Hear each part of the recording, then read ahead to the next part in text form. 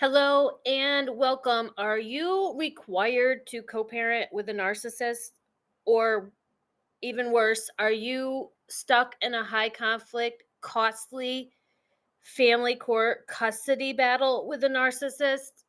Welcome to my work. I'm Grace Rolson, a mom survivor, author, coach, and strategist. You are not alone if you are enduring this, going through all the unfairness. Well, there's more unfairness on the way. If you find yourself in a situation where you're the target of blame of the narcissist. Just so you know, I share my survivor wisdom. What applied in my case may not apply in your case, but I've coached hundreds of moms by now, and I have several thousand members of my groups that are moms sharing their custody case journey, sharing their co parenting journey with a narcissistic ex. And it's not fun. It's not pretty. It's awful. It's challenging. It's sometimes really horrible and hard. So if you're finding that that's what's happening in your case, and in your life, you're not alone. You're not imagining it. It is very hard to get order with a personality disordered person. I mean, I tell moms often this is why we have jails. This is why we need family court. They're not like going to share and play nice.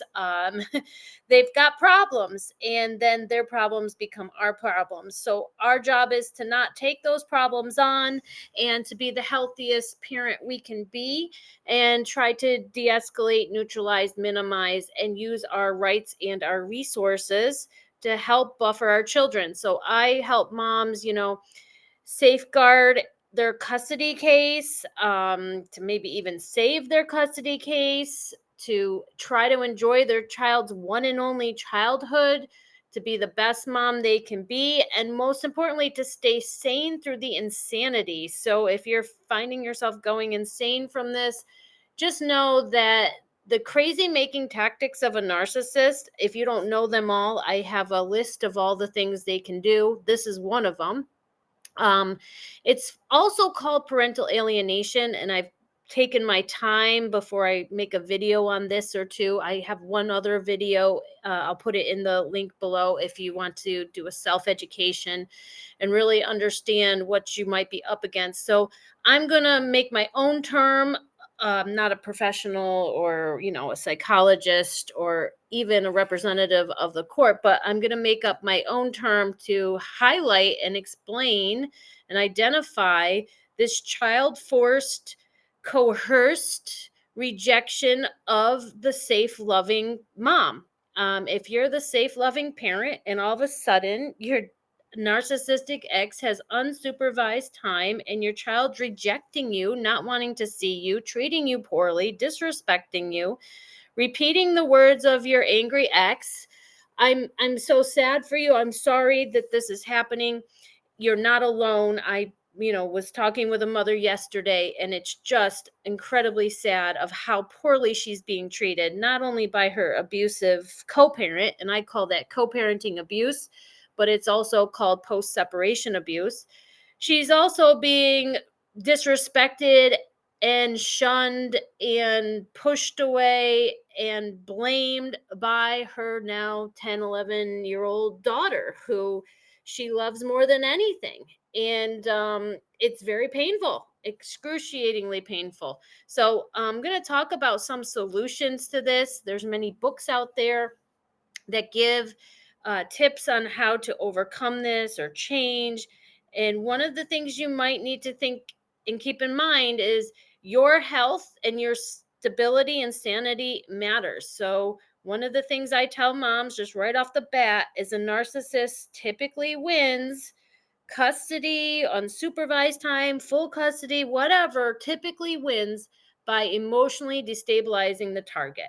And if you are completely emotionally destabilized because your child is blaming you for things, throwing anger and hatred at you and guilt trips, you will be emotional about that. So it's what we have to do. We need to get that emotional support to stay standing. We need to find the words to speak to, not just defend ourselves, because if you're always defending yourself, you look guilty, but to speak our truth. Like, Sometimes you just got to say, that's not true. I love you more than anything. I'm here for you. And I'm, really sorry your father said that. Just the I'm sorry, the compassionate heart, being the wise person who's above the nonsense, not down in the nonsense, trying to teach the narcissist a lesson or tell him how to be a better dad or what not to do. That ego battle, tug of war just will get you deeper in the mud with a pig who likes to wrestle. So, welcome to my work. Like to give a quick disclaimer on things, but if you are dealing with all this unfairness, Darvo tactics, post separation abuse, legal abuse, narcissistic abuse syndrome, I have another video just recently posted, 10 ways to handle the unfairness. There will be unfairness dealing with an unfair, selfish, self-centered person. I don't see a way around it. I don't see how to get complete order when the person you're dealing with is totally personality disordered. So we have to learn to navigate around the narcissist, neutralize the narcissist, tame our big egos. We have pride and we respect ourselves and others, but we also have to tame us first before we think about taming anything else. We have to have control of our reactions and move into responses and watch out for triggers and traumas and get support around that. So there's another video there. I'll post the link below. The 10 ways, it actually is 11 ways, and there's a bonus tip. So watch that. Full disclaimer, this is not direct advice. I don't have all the details of your case. What worked for me may not work for you. I'm not a lawyer, not a paralegal, not a therapist, not a crisis worker. I share my survivor wisdom as I endured a 12-year family court battle, lost my legal rights, had to go back with a different lawyer, chip away at it, and then used skillful means and non-resistance to create peace and goodwill with the narcissist to get cooperative co-parenting, which is a miracle. I know, and I did have to pray for another way because the complete battle in family court was just pitting us against each other. Working with him when I was his target of blame wasn't helpful. I was getting abused. So I had to find a different way, and this might help you. So stay tuned for some of my tips, tools, and strategies. And that's what I offer moms in my private groups. I say, if you are willing to learn and do the work, which means your own healing work, getting support team. I didn't do this alone. I didn't get the majority of the time and my rights back and a child who loves me and is succeeding and winning awards everywhere she goes. I didn't get that by going at this alone. I had many mentors, programs that I worked, and I am here to just share my wisdom. I say learn all you can because knowledge is power. My background is loving and leaving an alcoholic, thinking I could protect her, to learning in family court that they don't have a system of detection and they fail children and protective mothers. So I've written several books about how I had to heal from my codependency issues, unearned guilt, my guilty conscience, all those codependency issues, and then had to step into my power and rights as a mom so that I could put buffers, boundaries, and protections in for my only child. So, my newest book is Tame the Narcissist, 10 Keys for Better Co-Parenting to Create Peace and Protection Using Strategy and Skillful Means. You will need skill. You will need multiple strategies happening at the same time. I have a video on strategies. I'll show it to you at the end. You'll need a documentation strategy, a legal strategy. I don't advise moms to be their own lawyer. There is a way to get legal guidance and then hire a lawyer at the very end as needed or find free legal aid. The only legal advice I get is to get multiple uh, consultations and get legal advice. You don't want to talk to just one lawyer, and watch out for the lawyers that say exactly what you want to hear. You do need to hear the other sides of things. It's not usually a straight line to the judge. My book is on Amazon. You can support me as a self-published author. So if you're in a custody battle with a narcissist or co-parenting with a narcissistic ex, I say be on the lookout for this child-coerced rejection of the safe, loving parent. So this is my survivor wisdom. I had it happen to me. I threw what I call a wrench in it because it was like the next step in the post separation abuse. And I just refused to have a child that I was trying to protect reject me.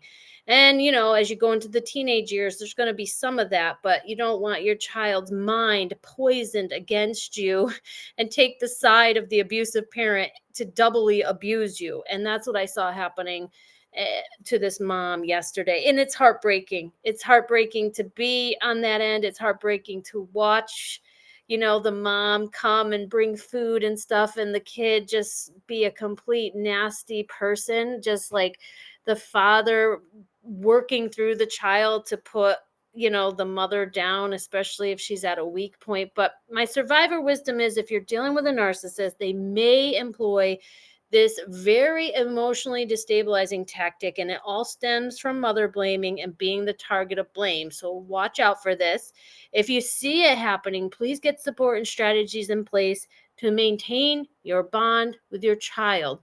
So, if this angers you and upsets you, and then all of a sudden you're projecting your anger out to the child, your frustration on the child, that the father's finding a new way to abuse you, then this can push the child farther away. And if you're not spending time with the child, like this other mom, and you're just handing the child money when they call, and the child has excuses, they want to be with friends, they don't want to see you, and you're not exercising your court given visitation, the less contact with the child, the more they can believe the lies in the story, and they're past mastering, blaming for the breakup and saying you left or whatever it is the narcissist is falsely accusing you of.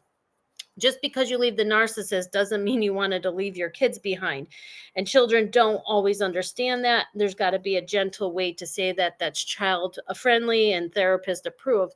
This is child-centered coerced rejection of the safe, loving parent.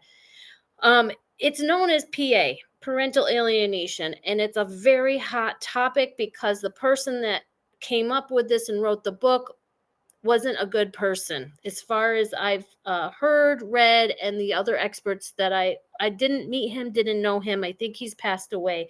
I have his books. I haven't combed through them, but my advisors are people that have combed through them and knew of this person.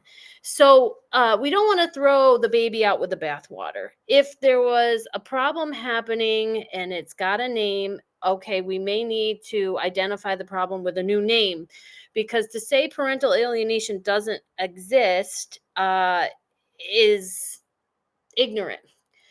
And to focus on that the parents being alienated is just parent focus. So I'm going to propose child coerced rejection of the safe, loving parent. And I'm focused with the mom is the safe, loving parent, and the father's the narcissist. So that's my little area and corner where I work and try to bring light to the darkness of this dilemma. But parental alienation, if you do a Google search, it refers to a situation where one parent intentionally or unintentionally manipulates a child to turn them against the other parent, leading to a strained or severed relationship between the child and the targeted parent. This manipulation can involve bad mouthing, belittling, or creating false narratives about the other parent. It often occurs during or after a divorce or separation, but can also happen within intact families. And that's according to Psychology Today. So if you're getting bad mouthed, or your kid is coming to you with stories that are half true or complete lies, the other parent is what they call poisoning the well, or poisoning the mind of the child and gaslighting the child and basically lying and manipulating the child. The narcissist has many tactics, tricks, and traps that you could fall into. And if you're getting upset by this, that's a normal reaction to an abnormal situation. It's not normal where one parent is deciding it's an enemy situation and they need to hire the children as part of their weapons. They're weaponizing children to abuse a mom, and that's not okay. So this is a form of child abuse. Now, whether it's recognized as child abuse in your state or your country, I don't know. I hope it is recognized. I know there's experts in parental alienation that can be hired on custody cases. However, keep in mind, if you tell the narcissist something The tendency is they take the buzzword, they twist it, turn it, and point it back on you. So the mother blaming can start. And if you give them a word like this, they may look it up and try to accuse you of what they are doing. And you must be careful if you have the majority of the custody or the father's not involved. So a narcissist typically just wants to be involved when they want to be, or for financial reasons and gain. And they will say that you didn't allow them. They can claim you didn't allow them to do this, that, and the other things. So you got to have good documentation that they're being invited to public things as ordered in the court order or allowed. Always check with your lawyer about what is safe and what is reasonable. Work with your support strategy partner, your DV counselor, because safety has to be number one over your fear of being accused of PA. However, this really needs to have some awareness shined on it. If you feel your child turning against you, that may be the time to get yourself a therapist. Request from the courts a family therapist, or a therapist for the child, and then be part of that, you reuniting through the child's therapist, so that you can get your side of the story explained in a way that won't jeopardize your custody case. And spend time with your child. Is there a way for you to get creative? Think outside the box. Are you afraid to go to your child's events because you're going to get rejected? Maybe you go and you bring a gift and you sit back, rather than go try to give your child a hug, and then your child rejects you, and then you're angry at your child, and then it becomes just another place to just cry in public, which is what I'm seeing happening. So you may need a lot of emotional support to endure this and to change it. But I believe the change begins with us. As we heal on the inside and we can recognize, oh, this is a Darvo tactic. Oh, this is a narcissistic abuse tactic. Oh, this is child coerced rejection of the safe, loving parent, because the narcissist feels threatened by the love you have for your child and the child's love for you, and they're trying to punish you or retaliate or seek vengeance for you leaving them as their fragile ego. Like, recognizing that that's what's happening makes you be able to step back and not take it so personal. It feels very personal, but one of the keys I teach moms is not personal. This is what these creeps, these weirdos, these weasels do.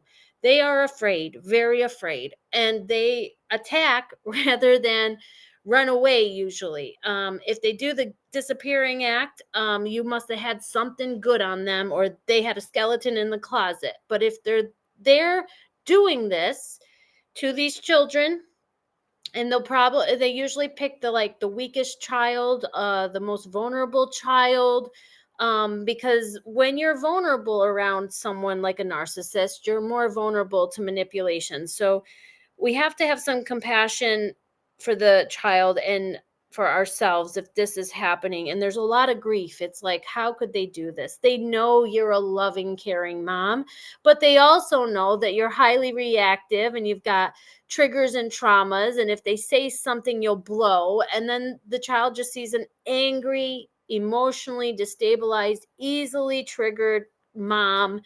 And they can also be embarrassed by us having this pain inside. So your grief work has to happen. Like, you don't have a healthy co-parent, you don't have a healthy ex. So all the abuser can do is abuse, kind of thing. Like, that's what I explain to moms. Abusers abuse, not because of you, not because of them. They are the problem. And so, because the courts can't do anything about it typically, I mean, maybe they can in your case. Don't take everything I say as absolute.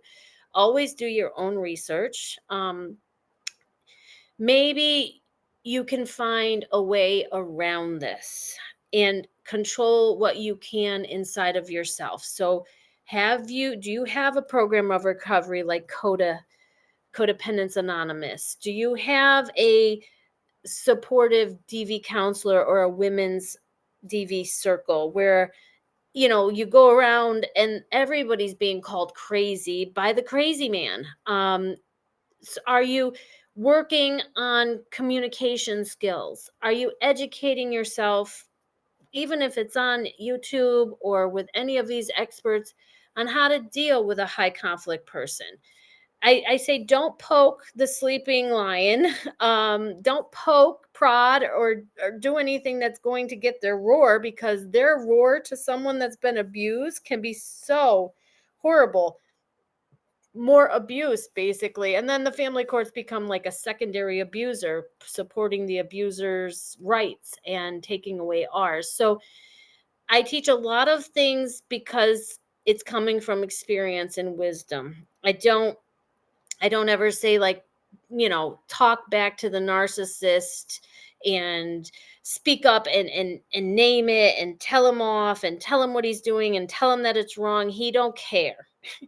They typically know what they're doing is wrong, and they hide a lot of things, but the thing about narcissism is they don't have the empathy chip installed in their brain.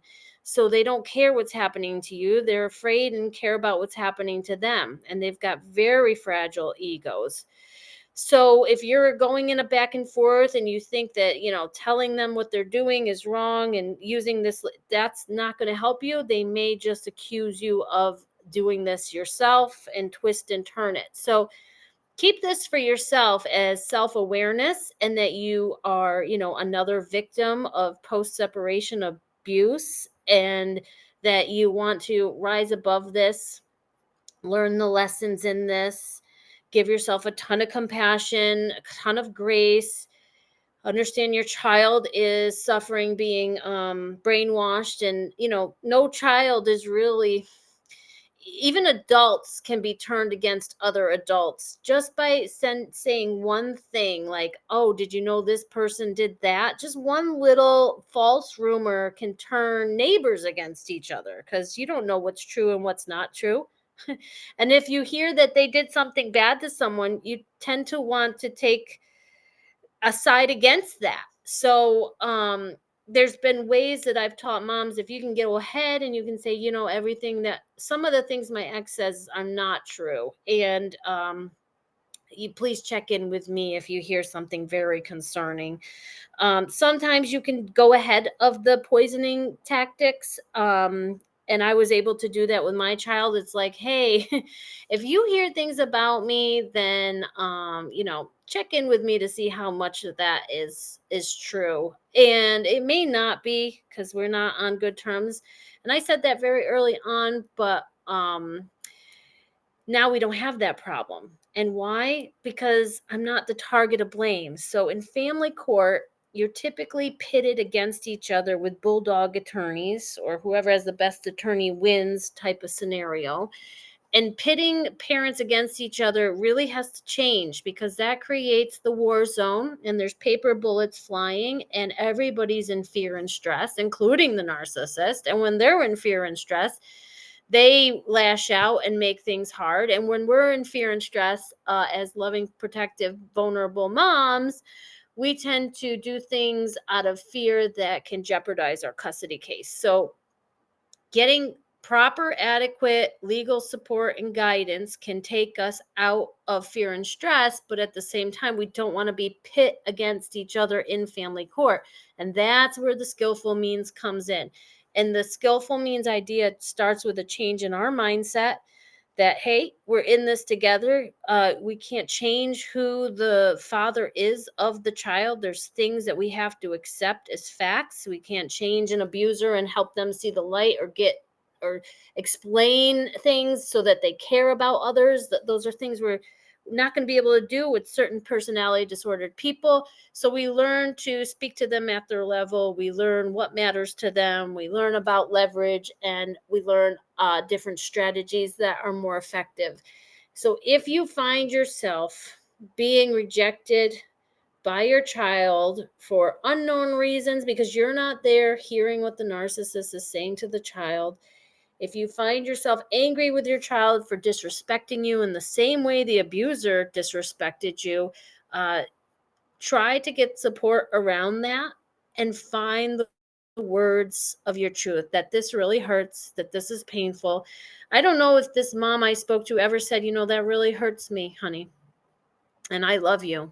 So it hurts to hear you say that to me. Instead, she's saying, "You shouldn't talk to me like that," and she's speaking back the way a victim of abuse finally gets the words, finally says, "I've had enough of the abuse," and that stuff, even to the abuser, won't stop the abuse. You could just get more abused. Those are the things you write, in a letter to the abuser that you never send, so that you get it out, you purge all the pain, and purging is part of the healing process. So if you journal like I do or write like I do, I've written 5 books for moms by now. So journaling, writing can be very healing.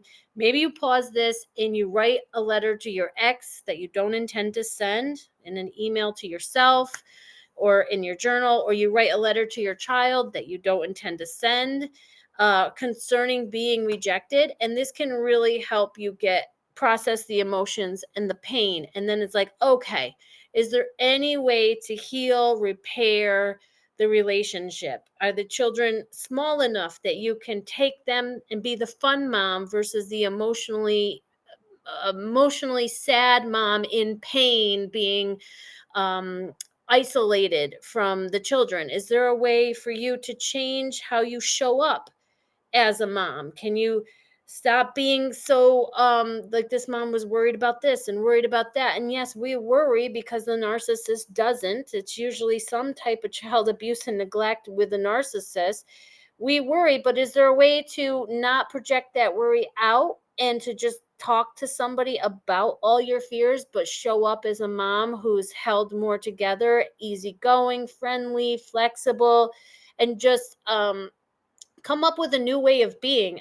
That's how I did things. I said to my child and my ex, I've thought about this and we should all just get along. And from that point on, I changed how I wasn't going to be micromanaging helicopter mom, pointing out everything he's doing wrong, pointing out everything the narcissist needs to do, telling my child that the what her father's telling her is wrong, because I learned to say, hey, do you think that's true? Do you think that's the right way to think? You could, let her know she can think her own thoughts. And that was what hit a home run. She can be different than her dad, different than her mom, be her own person.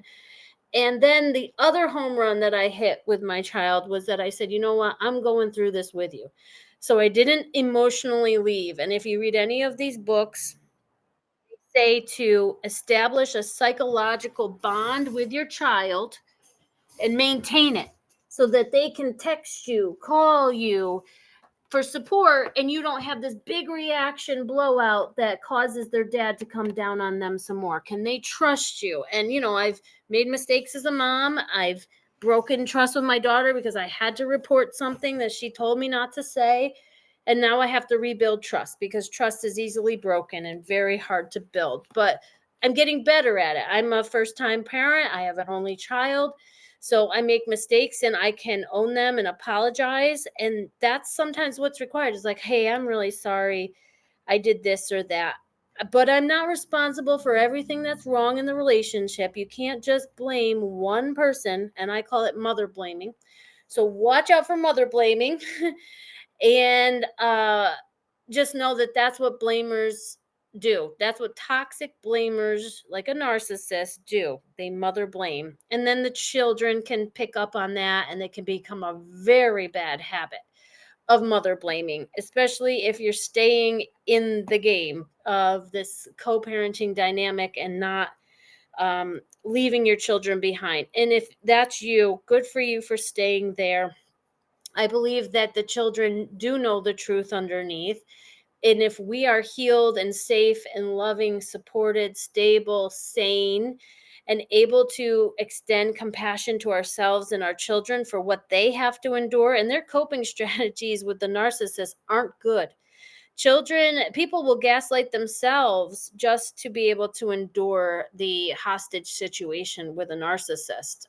I don't know that narcissists have children, or rather, they tend to take hostages and create weapons, like their own little child militia, um, to support them because they're so fearful and disordered. So be on the lookout for this. That's what BOLO means. Be on the lookout. If you're seeing signs of this, pick up some books on it, read, get educated, find the protective factors so that it can't keep going. um don't be defeated. See if you can find something that works. Like, is there a way for you to spend extra time? Is there a way for you, if your child wants to be with friends, is there a way for you to take the child and their friends out for fun days? Maybe that's a way to build a bridge to a child that's completely rejecting you. um, if your child's asking for money, or needs money, is there a way for you to put a little note in with the money? Is there a way for you to ask the child to come out to special dinners? There's I believe in love. I believe that the love for our children is bigger than the narcissist. And I believe you can learn, heal, and outgrow the narcissist and outgrow the games and the manipulation. And I believe you can fully heal from narcissistic abuse. I've seen children of narcissistic fathers heal and become therapists. I've seen parents who were alienated get back with their children in the 20s, and the children say they knew all along that the dad was the bad one, but they couldn't go against who was in charge. And there's a lot of healing and tears and, a lost childhood, but now they're babysitting their children and repairing the relationship. So I believe, and I have hope that it's never too late to heal some of this stuff and to prevent and stop it, especially if we're willing to make fundamental changes in our thinking and have radical acceptance that this is what's happening, but you want to do something different on your end, show up different. And what's interesting is, in the mom's case that I talked to, and she'll remain anonymous, he doesn't abuse me, but anytime she's in his proximity, takes the chance to abuse her. And so, at one point I said, "How come you're getting in his proximity?" She wanted to know why he wouldn't bring her to the child's games because she's got no car or whatever. Are you getting in there and putting yourself, because if we get ourselves around our abuser and get more abused, it's very hard to function and show up as our best self. And they even talk about this, like when you put like a rotten piece of fruit in a bunch of other fruit that's not rotten, it affects all the fruit in the bowl, and it'll all rot very fast when you've got one piece of rotten fruit. So I say just stay out of that bowl. Keep yourself safe, a nice safe distance. Surround yourself with good, safe other parents if you're in public, and show up differently and be there for the child. And you can always ask to see the child and keep documentations of, I asked on this date, and then I asked 2 weeks, twice a month. You ask to see your child, you're being ignored, or you're not getting any time. So you've got a documentation trail, which would give you grounds to go in to ask for visitation. And if you only have supervised visits, which I see some moms do, show up to them, find the money, borrow the money. If you got to pay for it, do those visitations, do 3 months, and then file for a financial hardship, or with the courts to ask for I just don't want to see moms give up on children. And the children are believing that the mom has given up because the mom has left the abuser, some situations. I'm not speaking for all. And I say, in your heart, I know you haven't given up on your child and you have a lot of grief to process. So do that with the experts so that you can show up your loving self to be the best you can be in such a terrible situation. So I'm sorry if this is happening to you and you're going through it. There are books that talk about protective factors. I think a therapist is one of them, so that the father can't control the mind of the child, and there's a neutral party in there and a way to connect and tell the truth through a third party. Spending time with the child, because if it's just FaceTime, it's got to actually be physical time with the child, doing something that's bonding. Are you playing with your child? That's the big one. If you're not playing with your child and you're just seeing the child, hoping for a heart to heart hug, hoping, one time my mentor said, raise the child you have, not the child that you wanted. um, we have to show up for the child that we have. That's for sure. And our children are not us, and they're not our ex, and they are another innocent victim in this. And they will become adults someday, and they can think for themselves, even as children, especially if we are not telling them what to think and the ex is telling them what to think. I read once that the child will align with the more powerful parent. So keep this in mind. Are you the less powerful parent, or are you powerfully supported and sane? And none of the lies can affect you. They don't go into you. You don't defend them with, all kinds of reactionary abuse and trauma issues that are unresolved. If children are aligning with the more powerful parent, I believe that the parent who stands in the truth quietly, does the right thing, is the more powerful parent, because the narcissist lies only last so long. They always get caught out. It just can take decades. So I believe that we can be the change that we want to see, like Gandhi said. And I do believe in the use of skillful means, like the Buddha teaches, and non-resistant, like Gandhi teaches. So these are ways to get perspective on your case, so you're not just down in it, fighting against the system, fighting against the narcissist, and then fighting for your child's love. Maybe you just stand in the love you have for your child, and you come from a place of strategy. Now, sit down and strategize with your support person. How can you show up for your child in a loving way? How can you not say certain comments? How can you write them out in a letter? How can you journal your real feelings so they're not poured out onto your kid or into your custody case?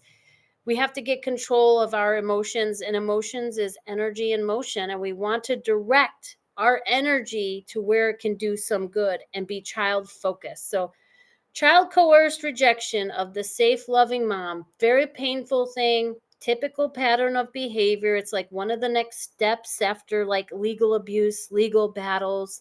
I hope this helped raise awareness and gave you a few